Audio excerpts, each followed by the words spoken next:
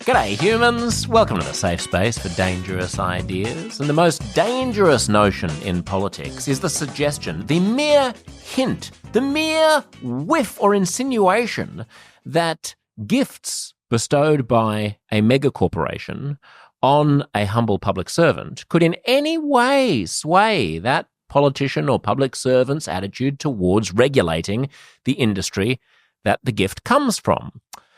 Yet it happens all the time, of course. It's not technically bribery. I mean, companies are allowed to do nice things to politicians, and politicians are allowed then to, of course, preside over decisions that are relevant to the fate and profitability of those companies. And as long as there's not a real, literal quid pro quo, it's all kosher. But it sure doesn't smell very kosher when you see it all put together by one of Australia's leading financial journalists in an explosive new book called The Chairman's Lounge, the inside story of how Qantas sold us out. Now, yes, this does very much tickle my personal fancy because I love aeroplanes and I'm an inveterate travel hacker and a frequent flyer points juggler and a frequent critic of Qantas and of the way that the Australian government panders to that corporation and favours it against the interests of Australian travellers. However, this is not just a narrow Josh Zepp's hobby horse episode. This has implications as a parable for what happens when one gigantic mega corporation that has almost monopolistic power in a country gains too much sway over the people who make the decisions that they are supposed to be making on the basis of our best interest, not the best interest of either them and their family when they get upgraded or the shareholders of a private corporation. Joe Aston is a legendary financial journalist. He has been extremely influential in blowing the lid on big stories in Australian business and finance for years. He's had a particular interest in Qantas, where he used to work in the communications department of Qantas after having been a political staffer himself. So he's seen this from both sides, actually from three sides. From the political staffer side, getting wooed with incentives from Qantas, from the side of Qantas itself, and now from the side of the media, which also enjoys taking free upgrades and junkets to wherever Qantas wants them to in order to report favourably on the national airline. I find this stuff absolutely fascinating. I hope that even if you don't know anything about Qantas, and even if you're not in Australia and have no interest in Australia or Australian aviation, that this is useful as an analysis of democracy and capitalism and corporatism and corruption. Please enjoy the one and only Joe Aston. The book's going well, I hear. But that's just the thing that publishers say. No, it's going very well. I mean, look, I'm not a book publishing expert. This is the only book I've ever written. I don't know what to compare it to. But I think for a business book, the numbers are pretty extraordinary. That's what's great about it.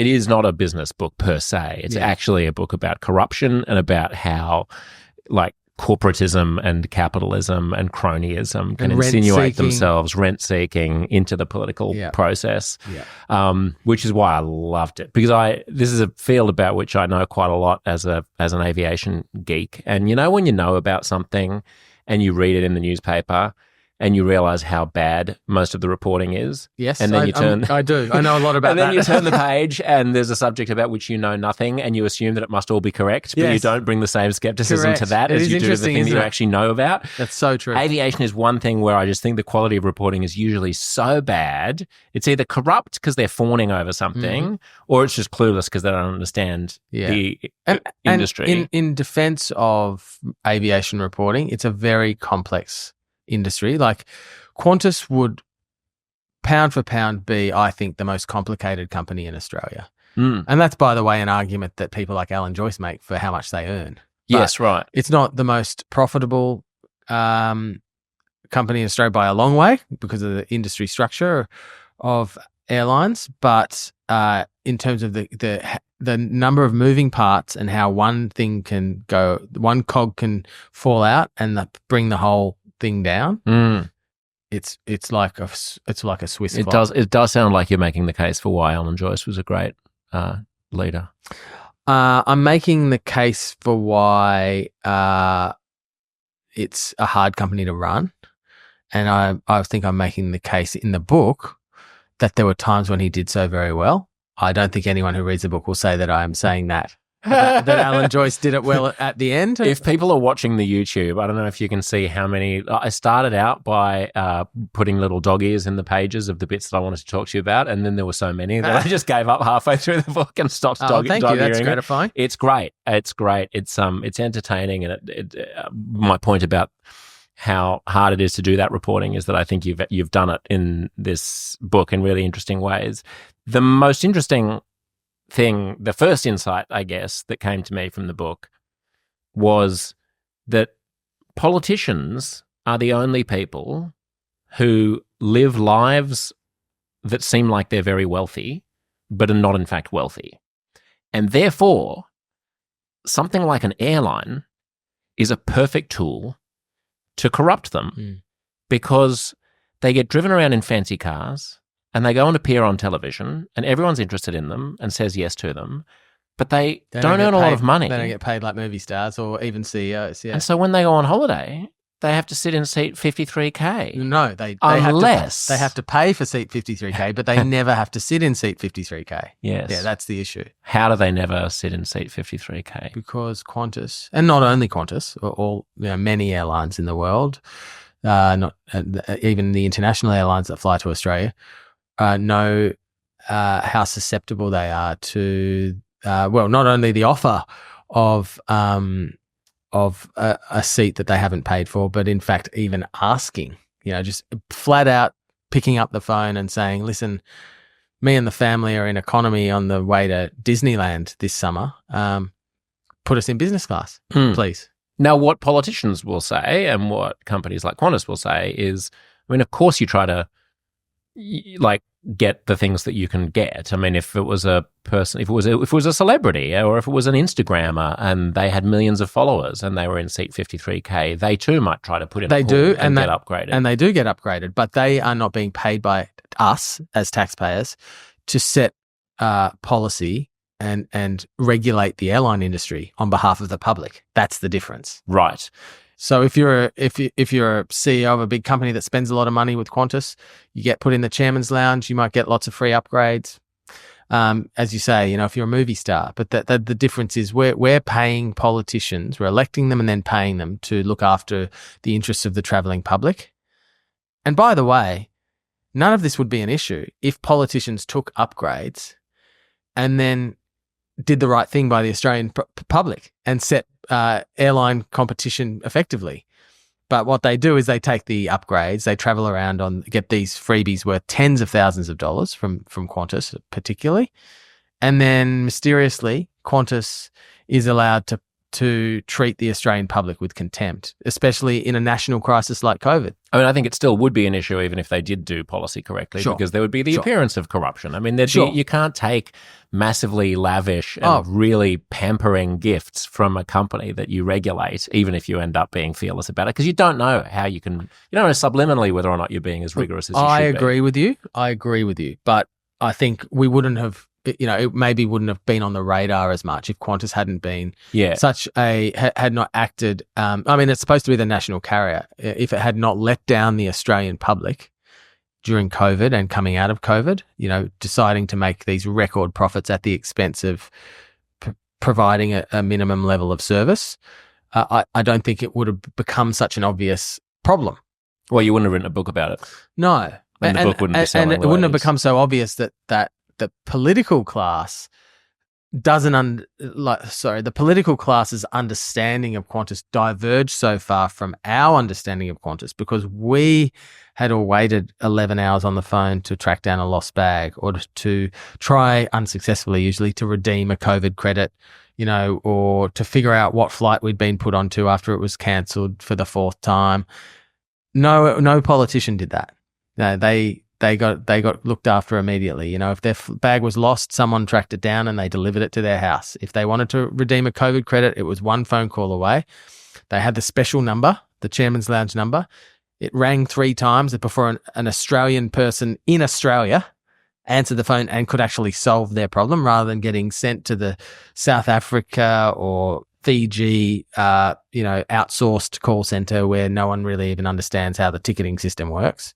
Not now, but in COVID when those systems were new. Still to an unacceptable degree. Yeah. Due to unexpectedly high call volumes. Yes, because it's a Monday. We have unusually. Yeah. How is it? If it's unexpected every single time I call, at what point does it become expected? Indeed. That call volume. Indeed. You mentioned Chairman's Lounge a couple of times. A significant. I have a big audience in the US and abroad, which will not understand the ins and outs. So the interest for them in this conversation is about how monopolistic behaviour in a company can corrupt politics.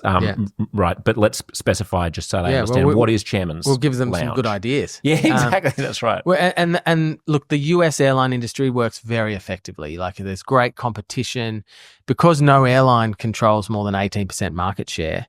You've got competition based on the level of product and service innovation. I don't think many people would say that it's a good place to fly domestically in the United States. Well, it depends when you last did it. Fares are cheap, but I think it's a pretty miserable experience. I don't agree with that. I think a lot of people have these ideas of what domestic travel in the US is like based on their experience 10 years ago. Anyone who's been there in the last 5 years, certainly the domestic travel experience in the US during COVID and since is far superior than here.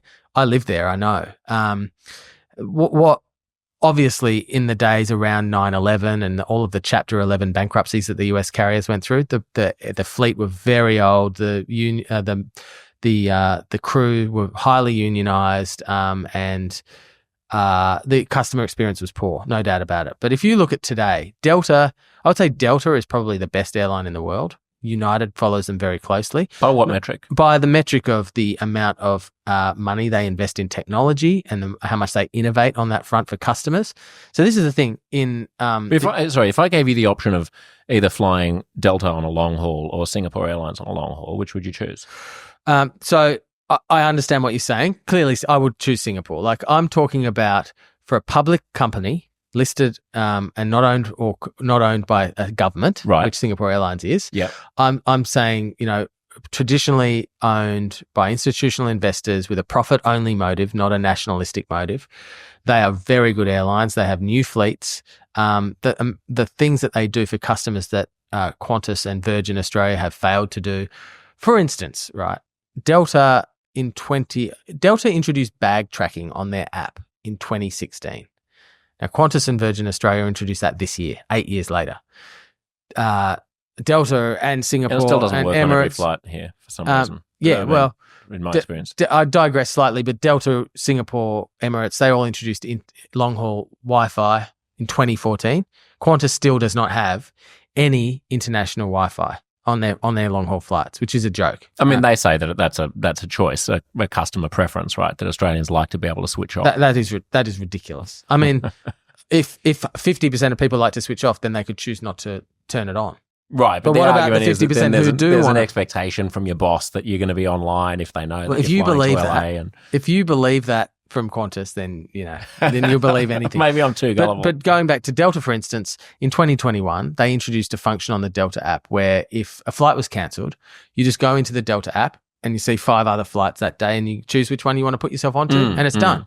Now, if Qantas had invested in that kind of capability in their own technology, the whole meltdown in 2022 when all the cancellations happened, or especially around the ghost flights, sorry, I'm again referring to things I might have to explain later, but then Qantas customers would the call centers wouldn't have melted down at Qantas because people could have just done things on the app. But because Alan Joyce never invested in that technology the way the US carriers have been forced to compete with each other, then Qantas sort of melted down if they failed.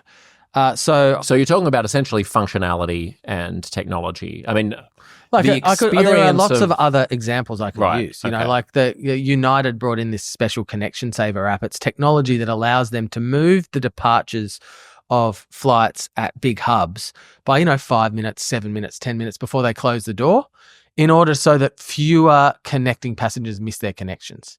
So it sort of makes the network more malleable in a live sense.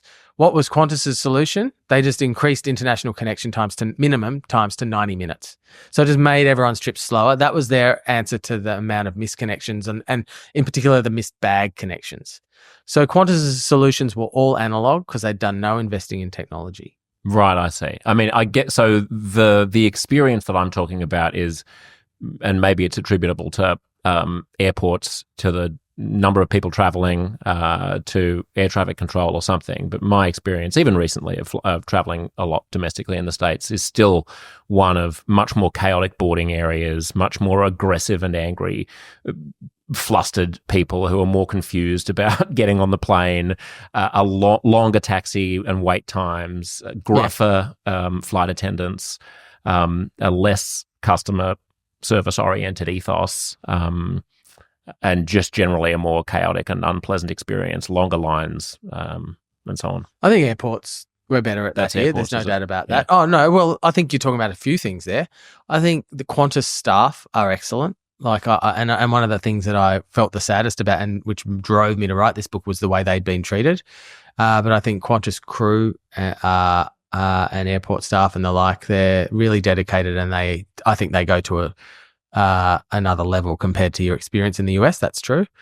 But I think from the fleet reinvestment, so having the youngest planes point of view, and also from a technology point of view, particularly, which is very, really important for the most frequent business travelers, which are the most valuable customers for an airline, the US carriers are miles ahead. Interesting. But they don't have a chairman's lounge, which was the question you actually asked me. Chairman's lounge is globally unique. It is in the US. They have, I think, Delta. What's it called? Americans. One's called Concierge Key. One's called 1K. Right. 1K is United. One's called Global is Traveller. American. Global Traveller's another one. So there's special invite-only tiers of their loyalty programs. Right. And they have them in the US. And British has one called, British Airways has Premier. And so they've got them. And so just to clarify for people, if people think about their frequent flyer membership status, you do a certain amount of flying, and then you get up to silver, and you get up to gold, and you get up to platinum or whatever. And then there's a tier this other above tier that is not actually determined by flying. You can't get there, and correct. You can't get there any other way than by having an invitation in the mail. Yeah. And so the US carriers and some other carriers around the world have these invite-only tiers, but only Qantas globally and Virgin Australia. It's an Australian unique thing where they have their own actual physical lounges for those members only in all domestic airports in Australia. Right. And Virgin's is in Melbourne, Sydney, Brisbane only. They shut their Canberra one, which was a big mistake for the budget. Absolutely. Yeah. I mean, one of the interesting statistics that you have in the book is that in 90% of cases, Virgin Australia's, which is the main competitor to Qantas, their flights are cheaper,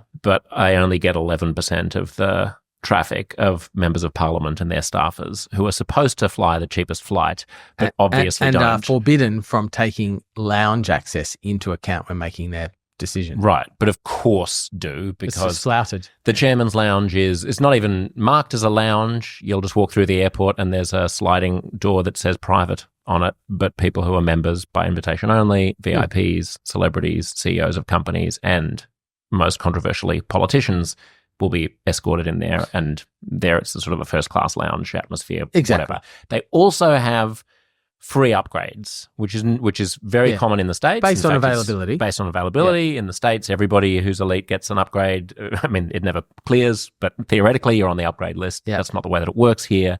It is an unusual thing to have a free complimentary upgrade from the airline, regardless of status. And obviously, the better things are going demand-wise, the less upgrades that you get, because, those premium cabins are full already, but with paying customers. So it's usually you get more upgrades when the airline's doing the worst. Yes, or when they're being run the least efficiently, they're putting on too many flights. Or is there a system of auditing how like MPs travel? How does that? How do they justify themselves? They're very careful not to have one. Look, Qantas could certainly audit it in their system should they wish to, or should they be compelled to. Of course, that would be. But I just mean, like, is there nobody tapping any member of parliament on the shoulder and saying, is it true that you're taking the cheapest flight? No one does that. Well, obviously not, because otherwise how could it be openly flouted the way it is? No one's enforcing the rules. No one's enforcing the rules requiring them to take the cheapest flight of the day. No one is enforcing the rules around what they're disclosing and failing to disclose. As we learned from Bridget McKenzie, the shadow transport minister in Australia, banging on about Albanese's upgrades, which were disclosed. she hadn't disclosed 16 free upgrades Right. just from Virgin, Rex, and Qantas. Although I think the disclosure thing is also a bit rich, because who gives a shit, really, if you disclose it or don't disclose it? The fact is you got something really, really, really nice that everybody wants to get for free. Well, but to me, I don't. Well, I think it helps to really even care. know. But how do you know that it's happened if it's not disclosed? I mean, Right, I on see. that basis, surely you want politicians to disclose the gifts that they're given. Yeah, I do. But I my mean, the issue problem is is why, the problem is what the is the gift. consequences? Yeah, it is. Yeah. But what are the consequences for politicians failing to disclose their gifts? Nothing. Right. And I think for instance, if Bridget McKenzie or Anthony Albanese or whoever failed to disclose a gift, whether it be an upgrade or a bottle of Grange or whatever, if the officer of the parliament was authorised to say, well, sorry, you failed to disclose this, you're suspended from the House for 2 months. And you can explain to your constituents why you're not representing them in parliament. Right. I think there would be better disclosure. But of course there's not, because it's basically an opt-in scheme. And if you don't disclose, then what happens? Nothing. Yeah. But I agree. Don't get me wrong. Rules about not receiving gifts I from agree. companies Look, that you have to regulate. I totally agree. Shouldn't be able to receive a gift worth more than $100 or something. There is from no a way company. that it is appropriate, and I've made this analogy repeatedly, for an airline, for any member of parliament, or indeed any public official in Canberra, to receive an airline upgrade at all. I don't think it's appropriate. It would be like if, no one thinks that a bank can put $20,000 in a politician's bank account, even whether they disclose it or not. That's exactly. We would say that's bribery. Yes. Although usually you need to have some sort of decision that the politician then makes in return for that money to call it bribery. There's usually has to be causation. But even so, at what point do we? There will come a time at which a decision needs to be made that will either be favourable or unfavourable to a massive company, right? Yeah. That is what it means to run a government. And so, this is, I know you might not like this either, but this is an argument to pay politicians more and to remove all the side fringe, the murky benefits. No, I agree. I'd say pay politicians 50% more. Yeah. No gifts. Yeah. $0, no upgrades, no chairman's lounge. None of that. Yeah. And just be really clear about it. Yeah. No, I mean, I've always said the same thing about my previous employer at the ABC. Whenever, Murdoch journalists are like, do you know how much the managing director of the ABC gets paid? I'm like, well, yeah, but it's an important job.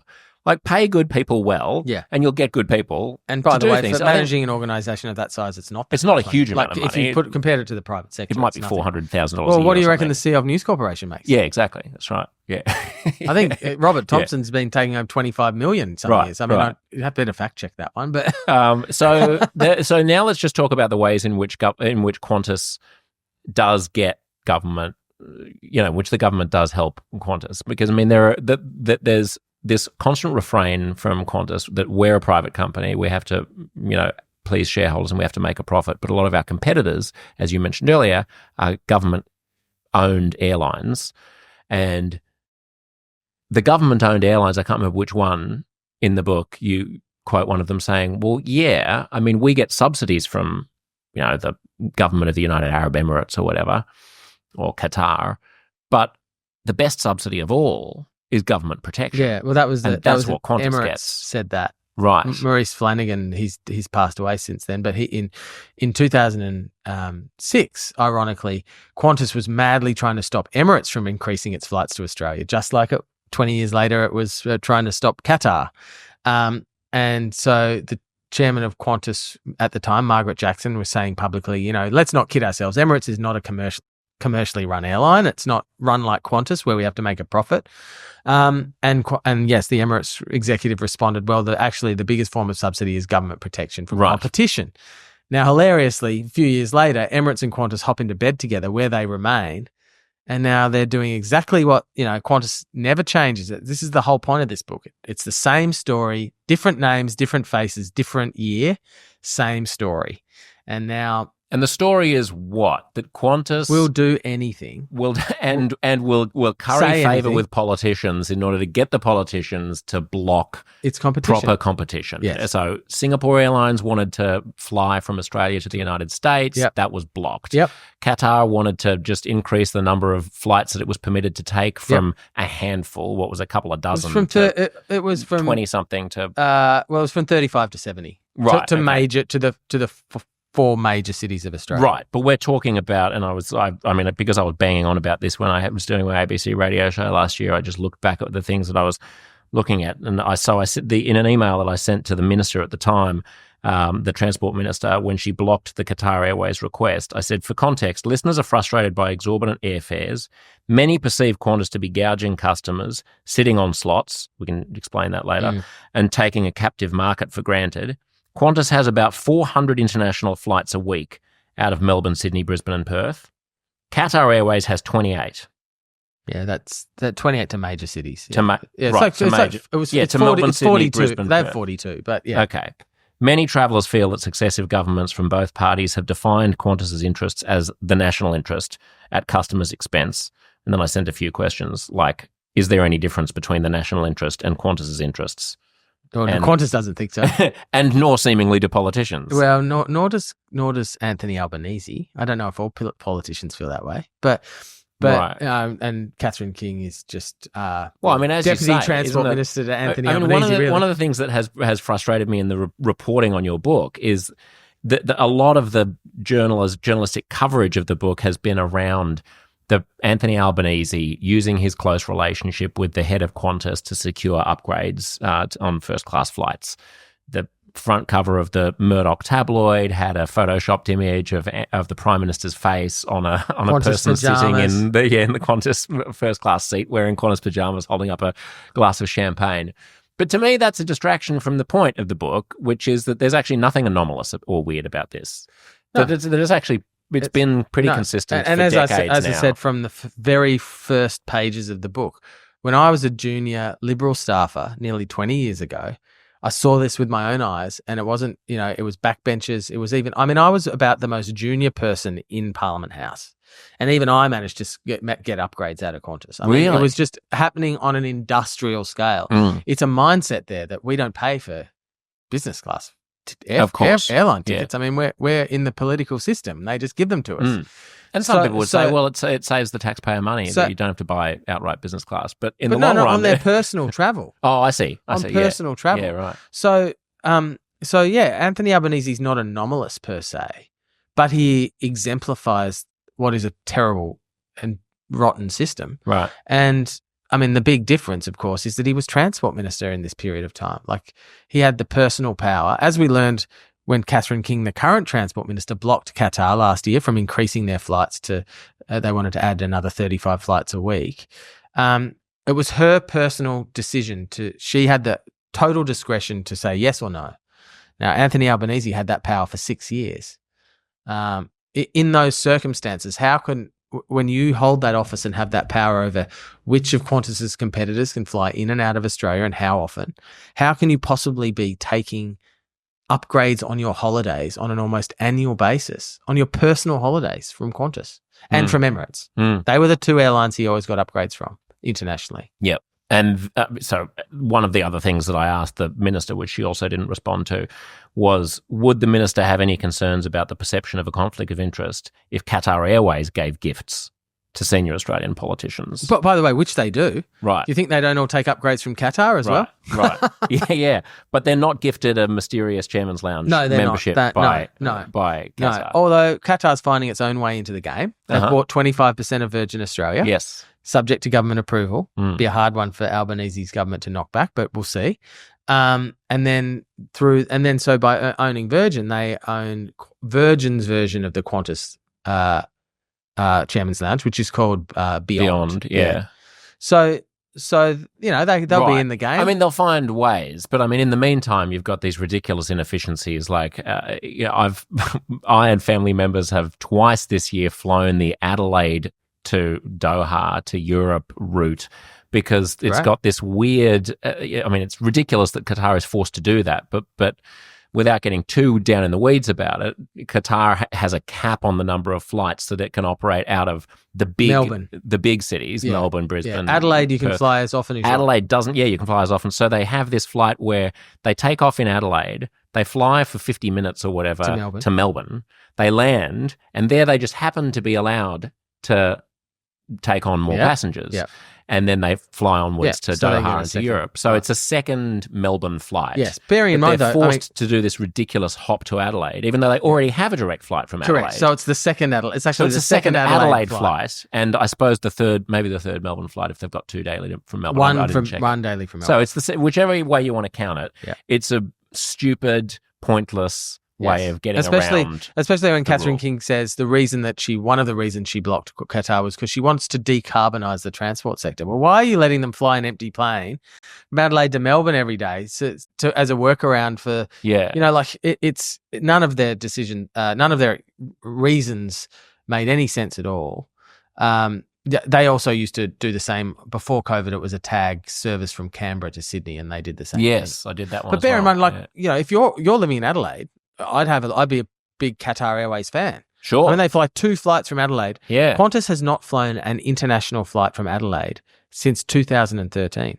Right. Alan Joyce killed the last flight, which was to Singapore.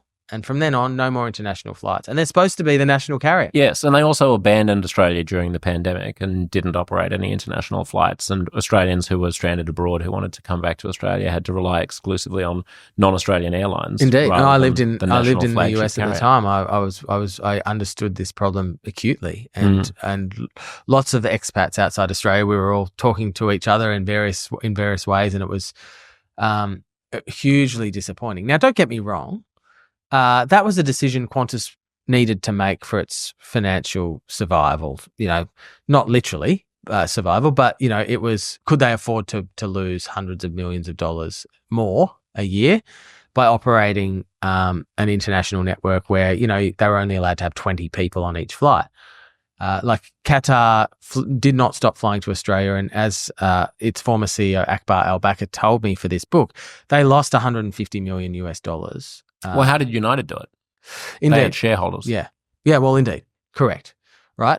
And United never stopped. And because there's freight and stuff. Like there's correct. still, you might have 20 passengers, but there's still ways correct. of making money. You don't have to fly, Yep. Singapore you can Airlines. fly a couple of times Singapore a week. Airlines never stopped flying to Australia. So the freight was important. That's how they made the difference. It's pretty disappointing. I think people would have forgiven Qantas for shutting down its international network if they'd acted ethically in all the other ways that they failed to. If they'd been fairer on the way they refunded their ticket revenue, if they'd been treated their employees with respect, if they hadn't have tried to if they hadn't have sacked too many of them and then tried to operate the airline without enough staff after. And they basically, you argue that they basically used the cover of the pandemic as a way to implement industrial relations changes that they wanted to do anyway. In other words, get a cheaper workforce. So they fired a bunch of people who were unionised. That's not my argument. That's too. the finding of 3 courts. Yeah. And especially baggage handlers and people like that. Yeah, well, they illegally sacked 1,700 of them. Yeah, there's no doubt that's beyond just my opinion. What was but more broadly, did the court impose a penalty on that? What was the penalty hearings begin only once the compensation judgment is determined. So this is still dragging on. Oh my goodness! Because Qantas appealed it twice to right. the full court of the federal court, then to the high court. 11 judges out of 11 ruled that they'd behaved illegally. Then they fought the baggage handlers on the compensation bill. Now, the compensation bill the formula for the compensation bill has been determined by Justice Michael Lee of the federal court. It's going to be in the vicinity of $150 million, but that has to be nailed down. That'll take another couple of months, 3 months maybe, I don't know. Only then will the federal court have hearings to determine what the penalty will be, but the maximum penalty is $105 million. Okay. Incredible. But they save. By sacking those people, they save $100 million a year. Yeah, so they don't secretly. They don't give a shit whether what they pay. In the end, they're already ahead because they sacked these people 4.5 years ago. They're already ahead. I mean, one of the amazing things is that they're able to get away with this without. Look, they did take a hit to their national reputation for a period, but it's hard for foreigners to understand how large the brand looms in the national consciousness of Australia. Yes. It's like a patriotic. They've done such an incredible job there marketing. Yeah. Like, I can't think of a global comparison, because if you think about some of the possible comparisons, there's none in the US because they have such great competition. British Airways has fallen so far in the public psyche there. They were disrupted a long time ago by the entry of Ryanair and EasyJet, and the whole European aviation market became very sort of commoditized. And then, I mean, it might be something like Emirates for Dubai. Yeah, but Dubai is not a real place. Like, there's a few locals, but really it's just the rest of it's just a hired help. That's not an organic national I know what you mean. Culture. Yeah. I mean, so they've had this ad campaign for a long time, which uses the Peter Allen song, I Still Call Australia Home. And it's sung by a chorus of children all dressed in white, standing in front of the world's greatest monuments and icons. And it sends a chill down the spine of every Australian. It does. I remember at the end of the pandemic, this is how cynical or brilliant their marketing is. This is a pandemic during which they haven't been operating. They haven't been repatriating anyone. They've been turning their backs on Australians completely, or a few repatriation flights, but they were Department of Foreign Affairs and Trade flights. They weren't run by Qantas, even though the Qantas planes were used.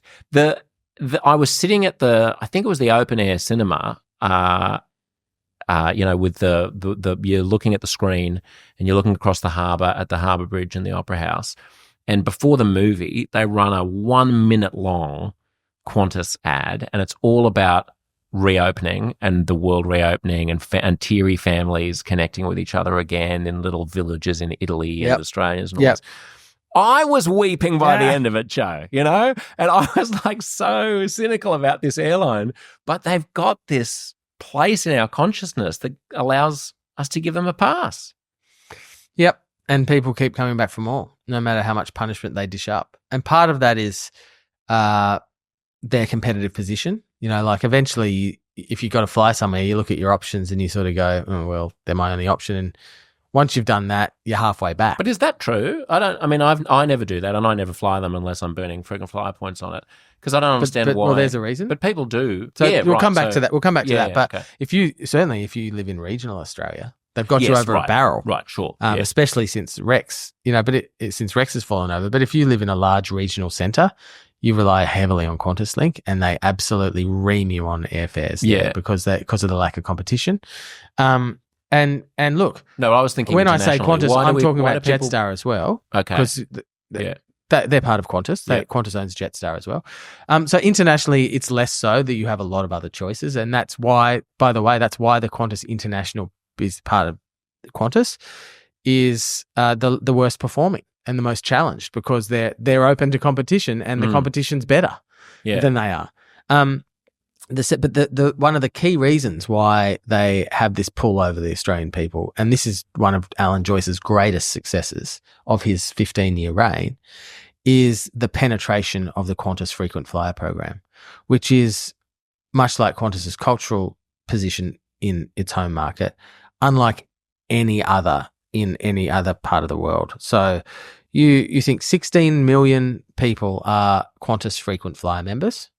There's probably only 20 million adults in Australia. So there or thereabouts. That'd be like if Delta's, United's or American's frequent flyer program had 250 million members. It's crazy. And as people, it's like that. There's this idea of there's this thing called the sunk cost fallacy. So once you put a certain amount of money or a certain amount of hours into something, you feel like you can't walk away from it because of how much you've invested in it. And that's what people do with the frequent flyer program. I've got 500,000 points. I've been saving them up forever. I've been a silver frequent flyer every year since 2005. Like, it's all part of my whole thing. I'm used to going to the lounge, blah, blah, blah, blah. When in actual fact, they'd all be much better if they just walked away. Yeah.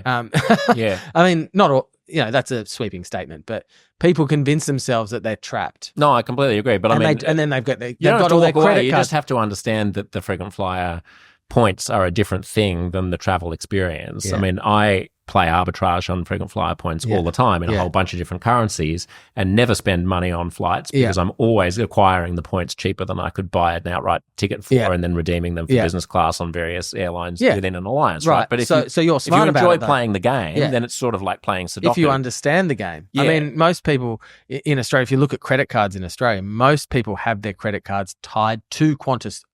So they don't get an Amex and then choose which airline program to put their points into. Their points just go straight to Qantas. Right. And Qantas offers a higher earn rate on those as well. So they get sucked into those. It is absolutely better to get your points into Amex or whichever card program and then say, I'll put these in Singapore, or I'll put these in Emirates or even, I mean, there are sometimes foreign airlines will just sell points for nothing. I had to pop over to the States recently, and Alaska Airlines had like a 300% mileage bonus on their miles. So I just bought miles for about $3,000 and redeemed them with a few days' notice on Sri Lankan Airlines, which is a member of One World, as is Alaska. And look at you go. $3,000 business class return flight to London. Now, it's not the best airline in the world, but you could have a side hustle with the points. Mate, I could. Yeah, totally.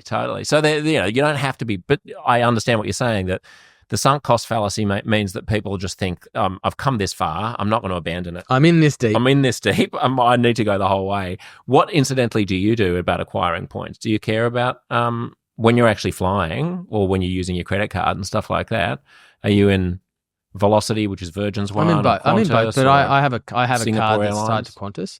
When I lived in the US until 2021, I had an Amex. And you could choose. And I regrettably, when I moved back to Australia, I got a card that was Qantas instead of just an Amex where I could choose. Just keep your American card. It's so much more lucrative. Yeah. So you can keep signing up. Regrets, I have a few.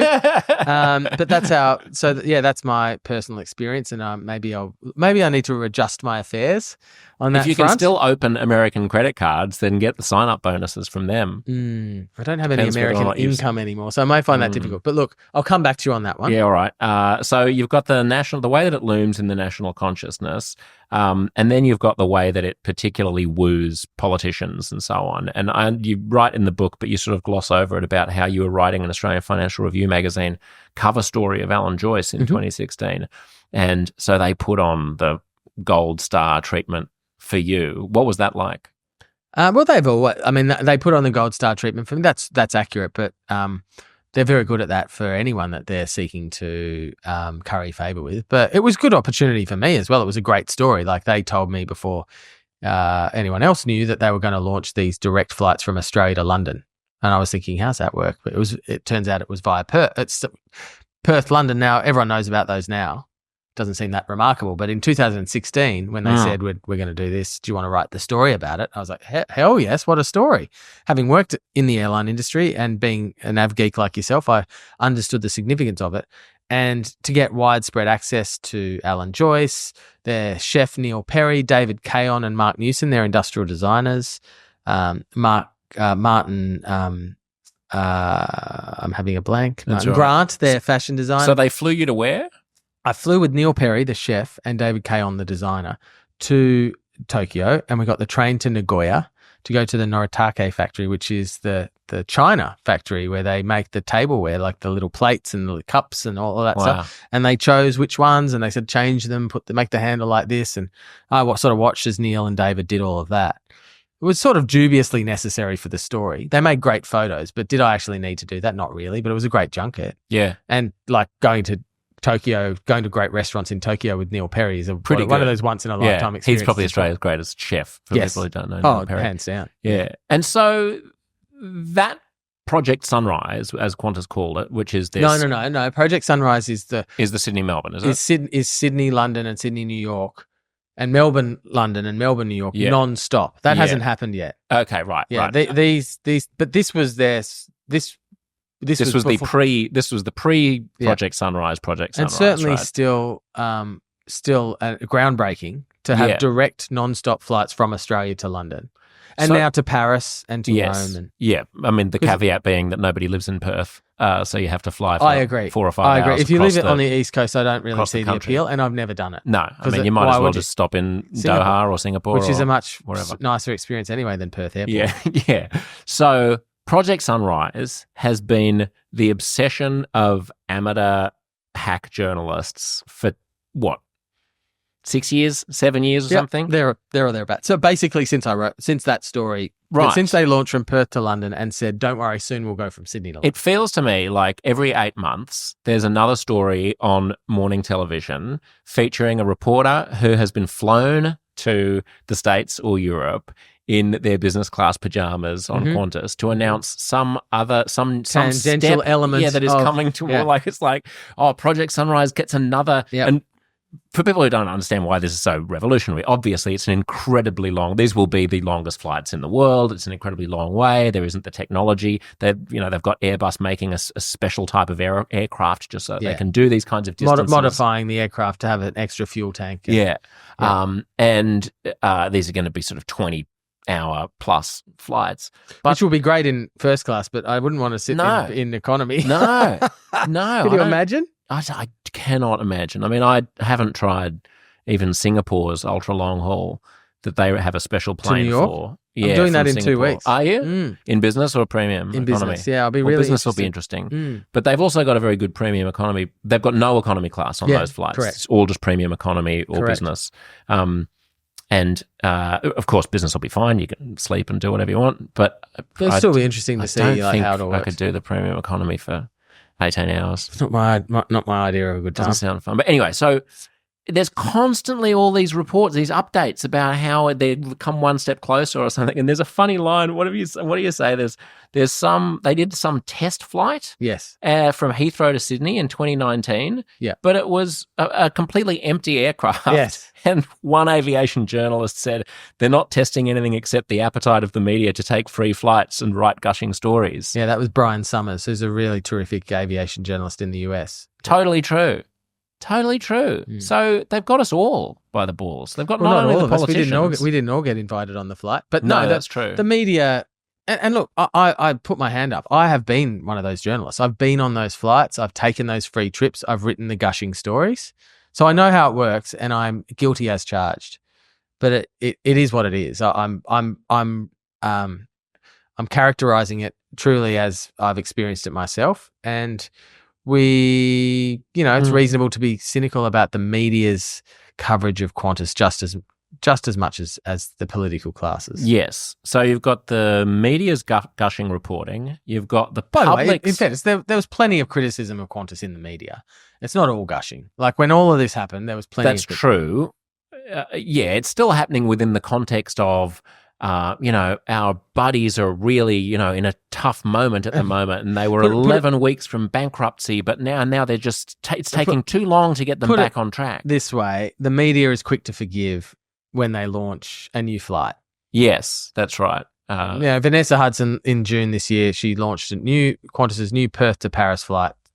And all the journalists go along, have a terrific time, have a lovely weekend in Paris. Yeah, would you like to go to Paris? Sure. Not my idea of a good time, but they very quickly and I don't mean to be too critical of my colleagues in the media. I've done it myself, and some of them still turned up and asked Vanessa hard questions. But I'm just you've got to put yourself in the situation and realize that that's the reality, and that's the powerful inducements that uniquely an airline has at its disposal. If you're a mining company or a bank, what's your excuse for taking 30 journalists to Paris and showing them a great time? And that always is going to help you build a relationship with those journalists. It's an incredibly powerful tool. And politicians go on those trips as well. Yeah. So, I mean, one thing I was thinking when I was reading your book is an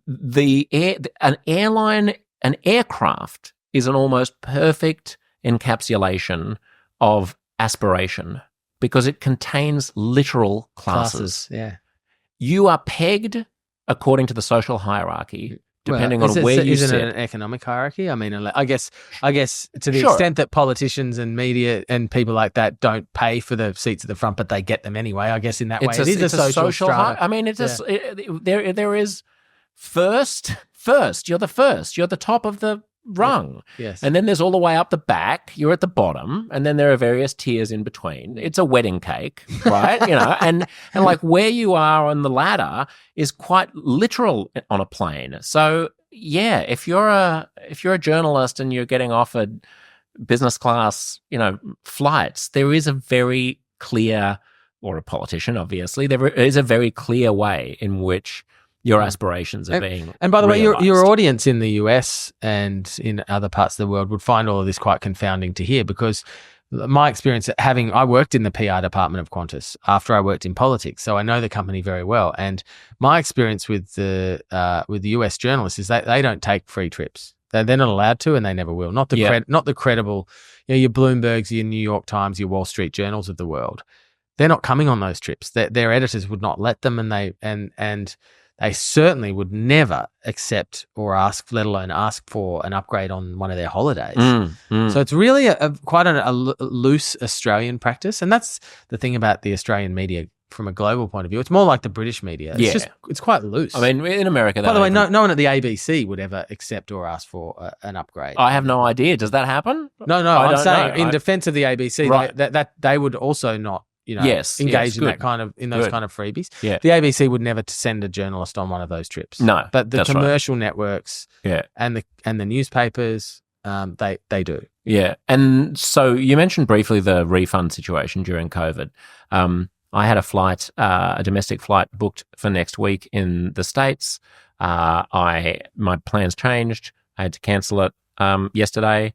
So I logged in, and in 20 seconds, I clicked through, and it gave me the option to get a full refund, no cancellation. There are no cancellation fees in the States anymore. So thanks to the Biden administration. Is that right? Yeah, that was a Mayor Pete policy. That he was the Secretary of Transportation. Pete, I thought they all did it voluntarily during the pandemic. That they were like, it's going to be too difficult to charge. Oh, maybe that was free changes. No. There's been there've been iterations, but put it this way: the airlines have been forced to change a lot of their consumer policies by the US government in the last 2 years, and particularly including around compensation for late flights and cancellations and the like. Yeah. But all of that's been, whether or not they volunteered right before they were forced to or not. Right. A lot of this has been driven by the transportation department under Pete Buttigieg. Okay, and Pete Buttigieg is not being given free flights, presumably. Not that I'm aware of. Compliance. So on the screen it said you have two options. It said it can be refunded to the original form of payment, or you can keep it as an airline credit. This brings us to Qantas's misbehaviour during COVID, where they didn't have the refund button. And a lot of people, when their flights were cancelled in the early days of the pandemic, were sent emails that basically made it seem like if they just clicked the big button that they were going to get their money back as a credit, and then they thought that was all they were entitled to. There was no indication that they actually, under law, were entitled to a refund because the flight wasn't taking place. Under their contract with the airline, exactly. And by the way, US carriers got in trouble for this as well at the time. There's been and a lot of airlines, they gave refunds immediately. Qatar being one, for instance. I've heard Cathay paid refunds really quickly. I think that the COVID flight credits scheme that Qantas ran was up there with the absolute worst thing that Qantas did in COVID. Firstly, as you say, by forcing people into these instruments when they were entitled to a refund and not letting them know. But secondly, then by making it almost impossible for them to get their money back. If they did want a refund. If they wanted a because refund. If they there was knew no way to if do they it knew online. that they were allowed to get a refund. Right. You'd have to call, and of course the call centres were correct. Completely and bonkers. If you could get through, the people on the phones would tell you that you weren't entitled to a refund, or then they'd say, oh, sorry, I can't authorise a refund. I'll have to do it manually and refer it. You'll get a refund in 16 weeks. 16 weeks pass. No, the refund doesn't turn up. You have to call back again. You probably can't get through again. If you do get through, they say, oh, there's no record of that call you made. We'll have to start again. I mean, it went round and round and round. Yeah, where's the code? What's the number of you? What's the number for your COVID credit? I never received the email. Well, we sent you an email. We have no record of it. It was like, David Bowie's Labyrinth, including with the bog of eternal stench. Everyone was stuck. It's one thing if it's a $129 trip to Melbourne that got cancelled, but if it was a family trip to Europe, correct. And it was $10,000 or $15,000. By the way, it sort of depends on your economic circumstances. Sure. If you're a single parent on a support pension and it was a $100 Jetstar flight to Adelaide. That's money that really matters to people. Yeah, And that was sort of Jetstar's. Sorry, that was Qantas's argument when they were being challenged on this in late last year, when things really fell apart for Alan Joyce. They were saying, oh, well, most of the money, half of the money is $100 or less. So why should we bother following up? Or why? It's not our problem, let them eat cake. And the fact is, that showed Qantas takes credit for how when they make travel more accessible for working people. Oh, we democratized air travel because, with Jetstar, we've sold this many 100,000 airfares under $100. So it matters when they're doing a great favor for Australia, when it makes them look like heroes. But when it comes to owing someone less than $100, well, not their problem. Also, if $100 isn't very much money, then just give it back. Yeah. Well, exactly. Yeah, it's not a lot of money to us. It's not a lot of money to you either. So also shows if the amounts were that low, you knew what the balance owing to customers was, and they're saying, well, half of them, it's under $100. That tells you that's a very large number of people. So it turns out that's 500,000 customers they owe less than $100. That's a mass theft event. Amazing. When they were trying to, by the way, make those credits, they were about to expire. On the 31st of December, just gone, all of those credits, $570 million of those credits were going to expire, and they were running down the weeks. We're up to August, and for the first time in 2.5 years, Qantas removed the slide from its results pack that showed how much money was left owing to customers. It was just gone. And then I wrote an article about that, and then Alan Joyce and a couple of his lieutenants appeared before a Senate committee, and a couple of senators were hammering him for the amount. What do you owe? And why are these about to expire? And he misled the Senate. His lieutenant refused to give a straight answer for how much money was owed, and they eventually, after a really fiery proceeding, televised proceeding, they had to admit that actually they owed customers $200 million more than they'd been admitting to. Wow. And those credits were about to expire.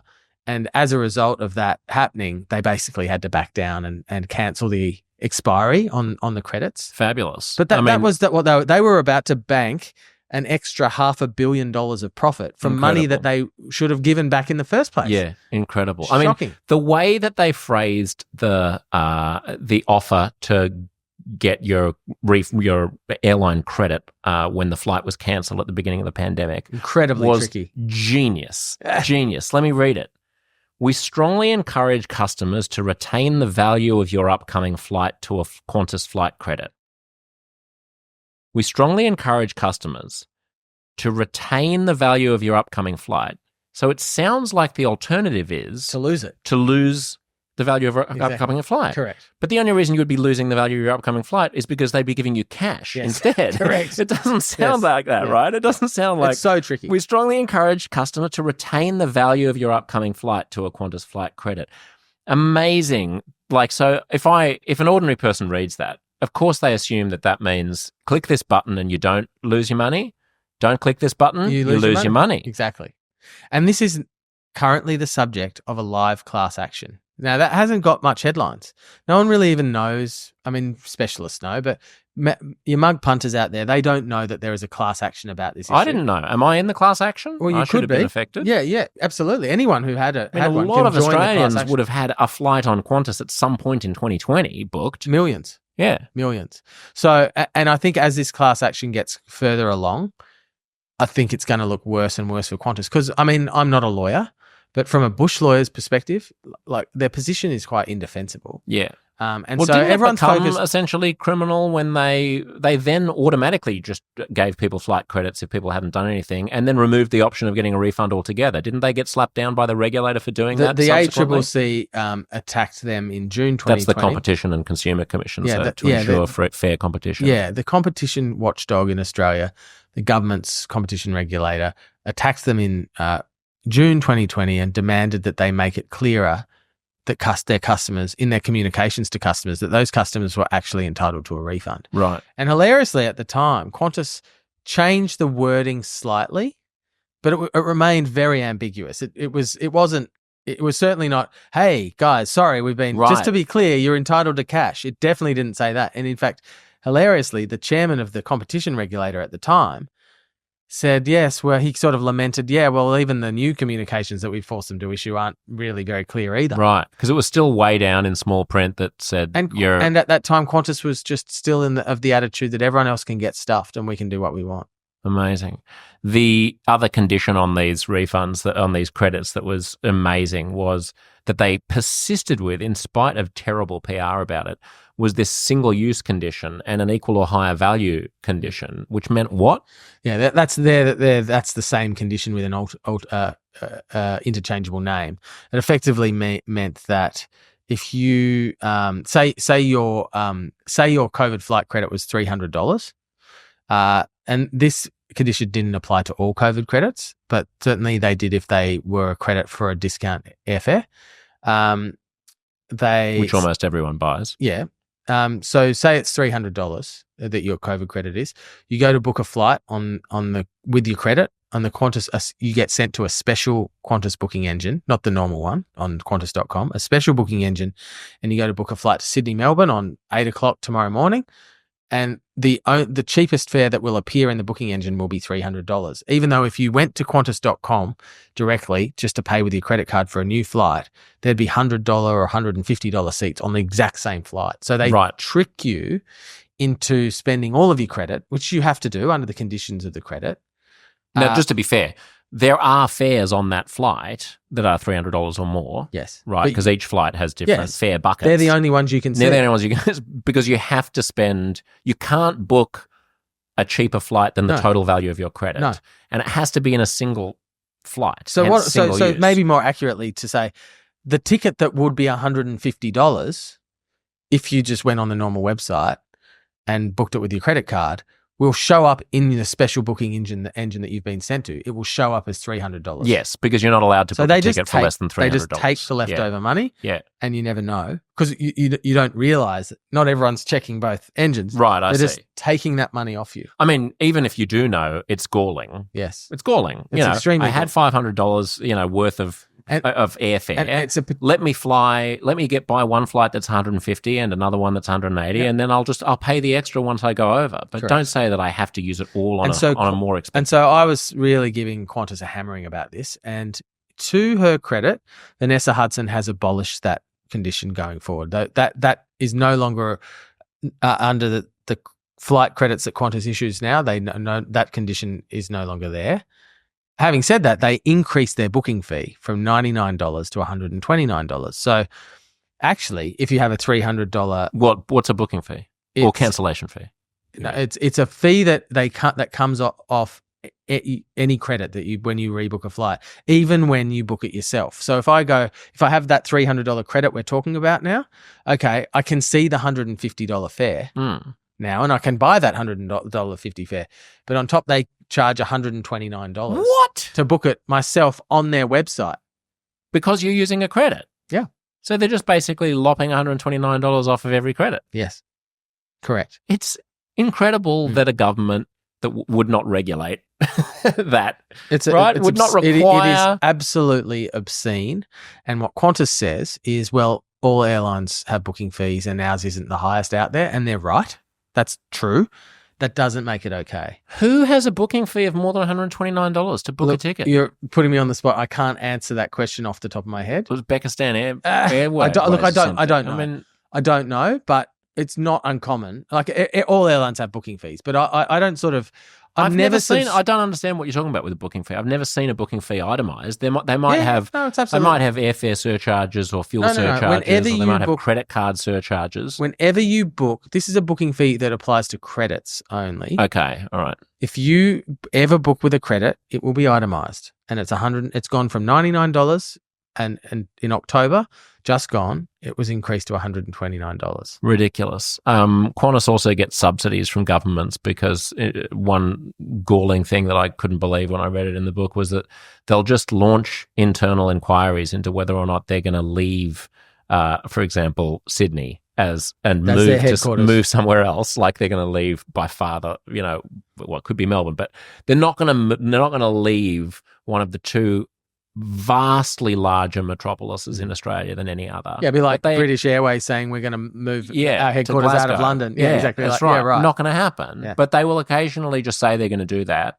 and then invite various state governments to bid for them to come, including, stupidly, the government that Sydney is in. Yeah, where New Sydney South Wales. is. Yeah, the state. And they extract $50 million or something in Over money 4 years. from taxpayers for doing nothing, for not moving, just because they say, we're thinking about it. Yeah, it's classic rent seeking. And again, Qantas says everyone does this, and they're right that lots of companies do it. It doesn't make it good behaviour, and Qantas. That was Qantas's excuse for so much of their conduct. Everyone does this. You're in a bad place culturally when you're saying that all the time. Right. Yeah, that's where they got to, and it doesn't make it okay. So the bigger question here that we can wrap on is, why is it the case that Australia seems to have duopolies so much? Because it would be a lot... Small population. That's small. It is pretty small, and this particularly the size of the landmass. So for the airline, small population, big landmass, the economics of airlines are challenged. If you had the population of California and the east coast of the US in Australia, you would definitely be able to have 3, 4, or 5 airlines. It's harder. It's much harder with a small population, and the whole Australian economy is built like that because we've got a smaller population. There's 2 there's 2 major supermarkets. There's sort of 3 to 4. The supermarkets is more competitive than airlines. There's 4 banks. There's 2 telecommunications providers. It's sort of it's the nature. It's the nature of the Australian economy. I mean, to it's me, bad for consumers. This is a really strong argument for having higher population. Now, obviously, politically, that's very unpopular. Is that also an argument for having better competition regulation? In the sense, I don't quite buy it in telecommunications and airlines, because you've got one gigantic legacy carrier in both cases that used to be owned by the government, that was privatised and still has a position of massive privilege and is still favoured by regulations and still favoured by politicians. I'm not sure Telstra would say that it was favoured by government. I mean, the government basically stole its broadband business with the NBN. So actually, there is more competition in telecommunications as well, because there are other players. Look, the airline industry in Australia, the competition is very poor, and as a result, the customer experience is very poor. And when we say small population, isn't Sydney to Melbourne the busiest domestic route in the world, or 5. one of the top? Yeah, busy. It's up there with Jeddah and and Riyadh or whatever. Yeah, exactly. I mean, and I think the other one is that's not domestic, but in Japan, I think Sapporo to Tokyo to Haneda. It's one of the top 5 traffic volume. I mean, at city pairs at rush hour, there's a fully loaded flight every 15 737 every 15 minutes. Yeah. Well, 2, because you've got 2 airlines. Correct. Yeah. So the idea that you couldn't get a new entrant into that market if they were protected from price gouging, see, this is the thing, right? So you get a third carrier in. And Rex was a bad example. Rex obviously just went broke trying to do this. They did it very poorly. It wasn't well managed. They didn't have enough aircraft to do it effectively, because obviously, what you want is premium travelers. The people who pay the most traffic are the ones who travel for business, and what they need is the option to change flights, to an hour later, 2 hours later, move it back, move it forward. And you can only do that if you've got lots of flights. So they're not going to fly with an airline like Rex that has 12 planes, 12 jet planes, because has 2 flights a day your 8 a.m. flight, you can't make it, and so the next flight's midday. It's just not going to work. So in order to successfully challenge Qantas / Jetstar domestically, you'd need at least 30 aircraft flying just between Sydney, Melbourne, and Brisbane, and maybe Adelaide occasionally. And you'd probably need a rule that says Qantas and Jetstar have to charge the same prices that they did on a rolling average of 12 of the past 12 months. Yeah, I mean, you're then getting into state managed prices, and that's not the way the market's supposed to work these days. But the problem is that airline comes in, Qantas and Jetstar and Virgin will drop their prices to loss making to kill that competitor, and that's what I mean, but that's anti-competitive behaviour, which is why that's what I say. The government doesn't have to set the prices. The government just has to say it can't be lower than the average of what you've been charging prior to this. No airline, no one who wants to do that would, in their right mind, challenge Qantas because they know that Qantas has the government wrapped around their little finger. Like, who would honestly do that? It would be suicide. If you look at how Rex went under, a lot of it was mismanagement. And the thing is, that helps the Qantas/Albanese narrative that it was only mismanagement, because there was mismanagement there, so it gives their narrative some plausibility. But it was mismanagement was a part of it. The other part of it was extremely aggressive commercial conduct by Qantas.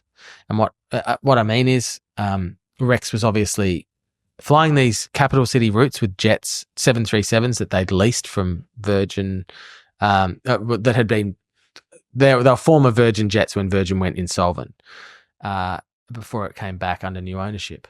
So they were flying these city flights, and whenever they flew, whatever city flights that they flew, like Melbourne, Adelaide, Perth, Sydney, Adelaide, rah-de-rah, Jetstar would increase its capacity on those cities by a significant amount, like even 40, 50%. And of course, the prices of airfares on those cities would collapse and Rex would lose money on those cities. So that was killing Rex on the new part of its business. As I say, not that it wasn't poorly managed as well, but the Qantas group was killing them commercially. Then on the other end, while Jetstar's adding all these flights on those Rex city routes, Qantas was able to reduce its capacity on those city routes because Jetstar was taking it up, and increase its regional flying into the regional cities that Rex made all of its profits on. So Qantas Link, which is the country arm of Qantas, it massively increased its capacity by something like 45% between 2019 and 2023. And again, what do you think happens to Rex's great routes to Armadale and Albury and places like that? So just going for the jugular, go for their bread and butter. Loss-making. So Rex was bleeding on both ends. Qantas and Jetstar together were just squeezing it to death. And as I say, they made mistakes themselves. So clearly what we need is, I need to start a new airline in Australia, but the inducements to government, to politicians, has to be better than the chairman's lounge or upgrades. So you also it'll be hand jobs, it'll be blow jobs, it'll be it's going to be the lot, Joe. I wouldn't want to. I don't know that this is a great job ad if you're trying to recruit Emirates talent. Style showers in the sky, A380s between Sydney and Melbourne. Yeah, that'll take a long time to board. Not very practical. What were you just about to say? It looked like you were just about to say something. Oh, well, look, I was just going to say, given what Qantas was able to do there, and Jetstar was able to do there, that's what I was talking about in terms of their capacity and their price, the effect on prices against Rex. I am shocked that the ACCC was not able to make a case there. I really am. And look, again, I'm not a competition lawyer, but I would like to see competition law strengthened, and the ACCC, the competition regulator, is very focused on, changing the law around mergers and acquisitions, takeovers. I'd like to see them look at what powers they need to be more aggressive at policing anti-competitive behaviour. Yeah, I mean, we should just ban all gifts to politicians. You could call it price dumping. I don't know if it fits called capacity dumping. I don't know if it fits the legal description of that, but it certainly feels like it's in that area. Yeah. It's in but the there's zone. never going to be proper regulation or oversight for all the reasons that we've just articulated. Correct. It's my A380 is not going to take a long time to board because it'll only be for members of parliament. It'll only have 4-poster beds and a harem of women for them. Joe, thank you. It's a great book, and it's lovely to talk to you about it. Thanks for having me, John.